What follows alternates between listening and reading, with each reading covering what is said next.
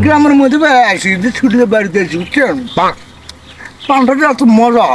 তো খায় মনে করেন একটা ফুরবে নিয়ে আলাদা ভাই বুঝছেন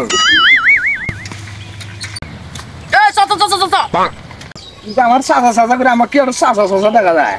আমি ডিজিটাল যুগে বলা আমার চাচা চাচা করে দাড়ি মুছ তো ভালোই জাল আছে চাচা কাবা নাকি কি করবে